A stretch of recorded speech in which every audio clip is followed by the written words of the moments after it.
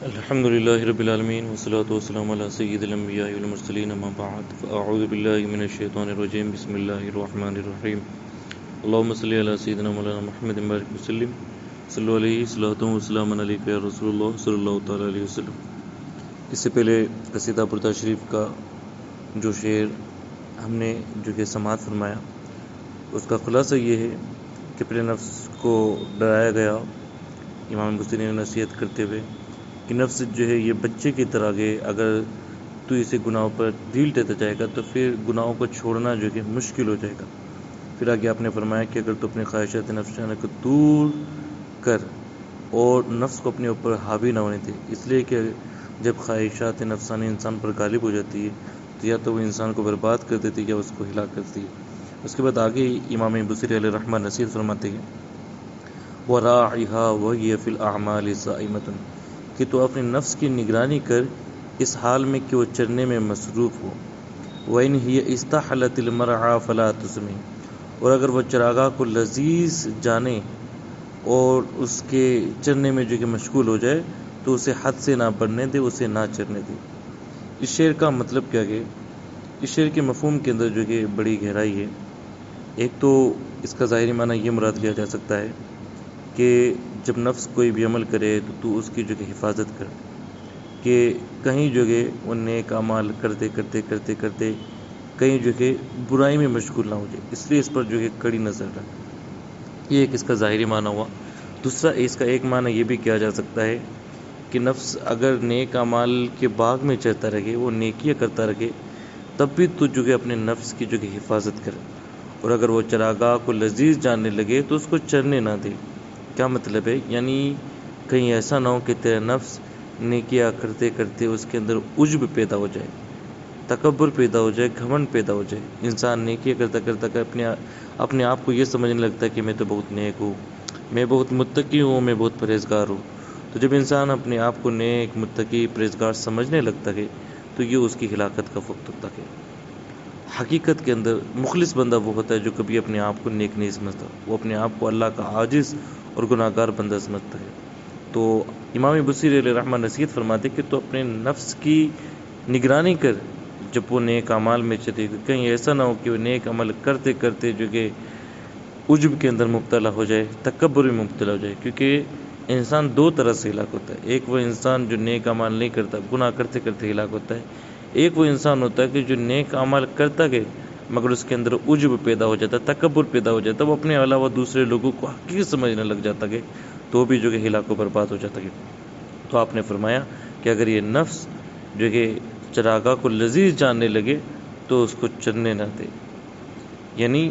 اگر وہ اس کے اندر عجب یا تکبر پیدا ہو تو اس کو روک لے۔ جیسے کہ ایک تشریح یہ بھی کی گئی ہے کہ اگر نفس کو کسی عبادت میں لذت ملنے لگ جائے، اس کا اندازہ اس واقعے سے لگائے کہ ایک مرتبہ حکیم الامت حضرت مفتی احمد یار خان نعیمی علیہ الرحمہ، ایک مرتبہ انہوں نے اپنے مرشد سے شکایت کی کہ حضرت میں نماز پڑھتا ہوں مگر مجھے نماز میں لذت محسوس نہیں ہوتی۔ حضرت نے فرمایا کہ یہی تو اصل چیز ہے اور اس کے اندر تمہارے لیے ڈبل ثواب ہے۔ آپ نے فرمایا کہ اصل میں جس کو نماز کے اندر لذت محسوس ہوتا ہے وہ تو لذت حاصل کرنے کے لیے پڑھتا ہے، مگر جسے نماز کے اندر لذت محسوس نہ ہو پھر وہ نماز پڑھے تو اللہ تبارک و تعالیٰ اسے ڈبل اجر عطا فرماتا ہے، کیونکہ اسے وہ لذت کے لیے نماز نہیں پڑھ رہا، وہ تو صرف اور صرف اللہ تبارک و تعالیٰ کے حکم کی پابندی کے لیے جو کہ نماز پڑھ رہا ہے۔ تو یہ جو کہ بڑا مرتبہ ہوتا ہے، جس کی تشریح علماء کرام نے یہ بھی فرمایا کہ اگر نفس کو کسی عبادت میں لذت ملنے لگ جائے، اسے اس عبادت میں مزہ آنے لگ جائے تو پھر جو کہ اپنے آپ کو اس عبادت سے چند دنوں کے لیے روک لو۔ یہ فرائض کی نہیں، یہ نوافل کی بات ہو رہی ہے، کیونکہ جب کسی عبادت کی عادت بن جائے، اس کے اندر لذت آنے لگ جائے تو پھر بندہ وہ مخلص ہو کر صرف اللہ تبارک و تعالیٰ کی عبادت نہیں کرتا بلکہ وہ اس لذت کو حاصل کرنے کے لیے عبادت کرتا ہے، یا پھر وہ بندہ اس کی عادت بن گئی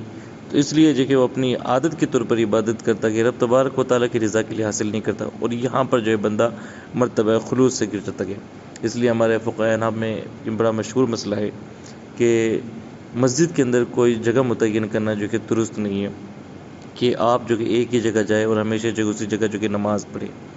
اس کی وجہ یہ بتائی علامہ حموی علیہ رحمہ نے الاشباح والنظائر کی شرح کے اندر کہ انسان جو ہے جب ایک ہی جگہ کنٹینیو عبادت کرنے لگ جاتا ہے وہ اس جگہ سے مانوس ہو جاتا ہے، اس جگہ سے اس کی انسیت ہو جاتی ہے، پھر اس جگہ اسے رہنا اسے جانا اچھا لگنے لگتا ہے۔ تو جب انسان کی یہ کیفیت پیدا ہوتی ہے تو وہ اس جگہ پہنچتا ہے، تو چونکہ اس جگہ سے اس کو انسیت ہے، وہاں اس کو رہنا اچھا لگتا ہے، اس لیے وہ جہاں جاتا ہے۔ تو یہاں پر پھر یہ اخلاص فوت ہونے لگ جاتا ہے کہ وہ اللہ کی راضی کرنے کے لیے،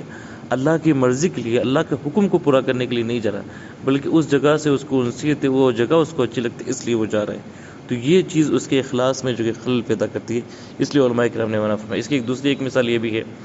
ہماری شریعت کے اندر حضور پاک صلی اللہ علیہ وسلم کی شریعت میں صوم دہر سے منع فرمایا گیا، یعنی ہمیشہ روزہ رکھنے سے، کہ بندہ روزانہ روزے رکھے کئی مہینوں تک، کئی سالوں تک، اس سے جو کہ منع فرمایا گیا۔ حضور پاک صلی اللہ علیہ وسلم نے حکم دیا کہ صوم دہر نہ رکھے بلکہ صوم داؤدی رکھے۔ انبیاء کرام جس طرح روزے رکھتے تھے، مہینے میں 3 روزے، 4 روزے، یا ایک دن روزہ رکھے ایک دن چھوڑے، اس طرح کی جو اجازت ہے صوم الدہر کی حضور پاک صلی اللہ علیہ وسلم نے اس سے منع فرمائی۔ اس کی وجہ بھی یہی ہے کہ اگر بندہ کنٹینیو روزے رکھے گا تو پھر وہ روزہ اللہ کی عبادت کے آگے جا کے وہ وقت آئے گا کہ پھر اس کو یہ محسوس ہی نہیں ہوگا کہ وہ روزہ رکھا ہے کہ نہیں رکھا، کیونکہ جب وہ روزہ کنٹینیو رکھتا رہے گا تو یہ روزہ رکھنا اس کی عادت بن جائے گی۔ تو جب یہ اس کی عادت بن جائے گی تو وہ چیز جو وہ اللہ تبارک و تعالیٰ کو راضی کرنے کے لیے کر رہا ہے وہ مفقود ہو جائے گی، کیونکہ اب تو وہ اس کی عادت بن گئی، چاہے وہ کھائے یا نہ کھائے اسے کوئی فرق نہیں پڑتا، وہ پیے یا نہ پیے اس سے کوئی فرق نہیں پڑتا، وہ تو اس کی عادت بن گئی۔ تو پھر وہ عبادت کا جو مقصد ہے وہ فوت ہو جاتی ہے۔ عبادت کا مقصد یہ کہ اللہ کو راضی کرنے کے لیے، اللہ کی خوشنودی کے لیے جو کہ مشقت برداشت کرنا، بھوک و پیاس برداشت کرنا، وہ وہاں پر فوت ہو جاتی ہے۔ اس لیے علماء کرام نے جو کہ اس سے منع فرمایا۔ اور یہ شعر اصل میں اس حدیث پاک کی تشریح ہے جو حضور پاک صلی اللہ علیہ وسلم نے ارشاد فرمایا، انت عبد اللہ کانک تراہ فان لم تکن تراہ فانہ یراک، کہ تو اللہ کی اس طرح عبادت کر کہ اللہ تبارک و تعالیٰ تجھے دیکھ رہا ہے۔ اگر تو یہ کیفیت پیدا نہ کر سکے تو کم سے کم یہ کیفیت تو پیدا کر کہ رب تبارک و تعالیٰ تجھے دیکھ رہا ہے۔ تو ہر چیز کے اندر خلوص جو ہے مد نظر ہو۔ حضور پاک صلی اللہ علیہ وسلم جس کو احساس سے تعبیر فرمایا کہ احسان یہ کہ تو اللہ کی اس طرح عبادت کر جس طرح وہ تجھے دیکھ رہا ہے۔ اگر تو یہ نہ کر سکے تو کم سے کم اتنا تو خلوص اپنے اندر پیدا کر کہ رب تبارک و تعالیٰ تجھے دیکھ رہا ہے۔ تو ہمارے ہر کام کے اندر مطمع نظر رب تبارک و تعالیٰ کی مرضی اور یہ سوچ کر ہمیں کام کرنا چاہیے کہ اللہ دیکھ رکھا کہ میرا رب جو کہ مجھ سے راضی ہو جائے، نہ یہ کہ نفس کے اندر عجب پیدا ہو جائے، یہ نفس کو اس کی عادت بن جائے، یا نفس کو کسی جگہ سے انسیت پیدا ہو جائے۔ رب تبارک و تعالیٰ ہم سب کو جو کہ خلوص للہیت کی دولت سے مالا مال فرمائے۔ رب تبارک و تعالی ہم سب کو عید میلاد النبی ماہ ربیع النور شریف کی برکتوں سے مالا مال فرمائے۔ السلام علیکم ورحمۃ اللہ وبرکاتہ۔